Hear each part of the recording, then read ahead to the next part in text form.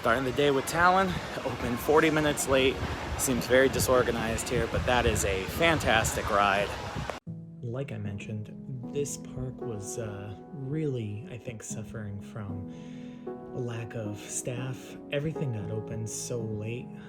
Luckily, everyone we interacted with was super nice during the day, and Talon turned out to be a phenomenal roller coaster. We really raced over here as quickly as possible to get it in first, and it still didn't matter because things opened up late. It was probably the best ride of the day. I was probably a little beat up from all the other parks we had been to on this trip back to back. By the end of this day, I was really suffering from a pretty good headache, and the crowd started pouring in. So after we rode everything, we pretty much took off. I would definitely go back to check this ride out again.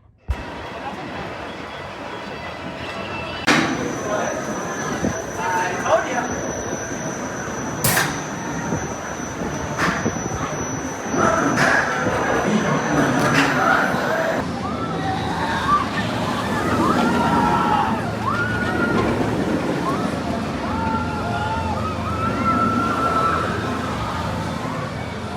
So I don't think I've ever experienced a really severe B&M rattle, and that was horrible. The ride itself, the layout's great and everything, but that absolutely killed my brain. This is one I was kind of disappointed with because I had heard such good things about it. Even after I was there, I was actually watching videos on YouTube where people were just gushing about how this is strange but a really smooth ride. This continued the trend of this entire trip where my height, I actually barely fit into the restraints. It was pretty awkward, but I did get in this, and I think that contributed a lot towards me feeling the rattle on this ride. Other than that, I couldn't tell you why it seemed to be bad for me and no one else, but hey, it is what it is. In terms of the layout, yeah, it's definitely weird, but I enjoyed the ride itself, just not the rattle.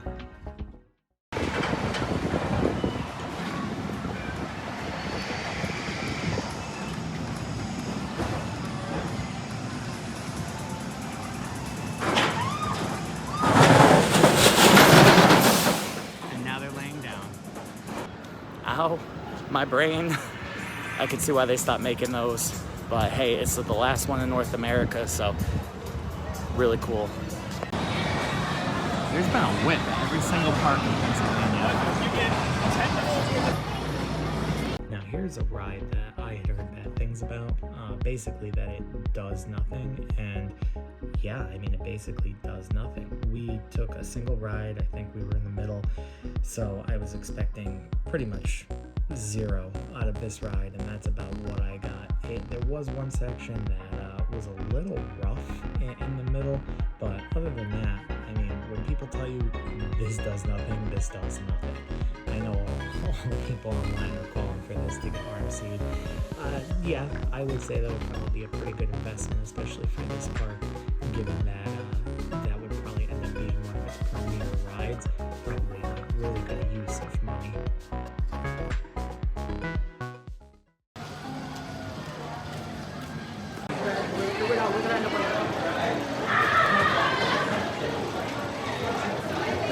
What happens by the time this one's ready to go, this will go until it goes.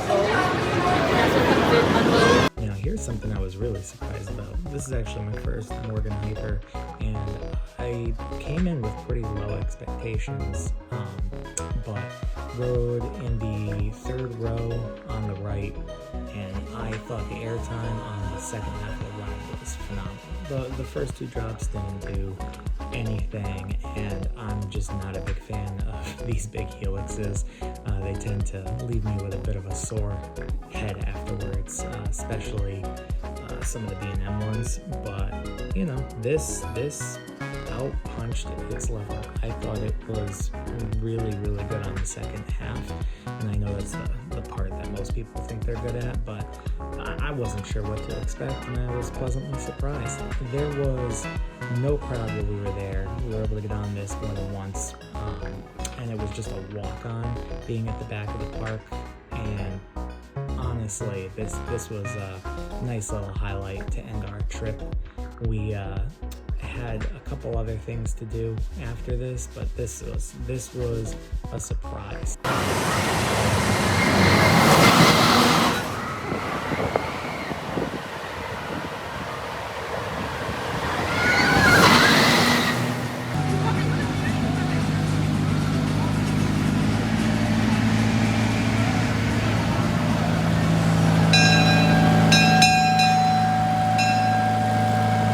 So overall, my thoughts on this park are pretty mixed.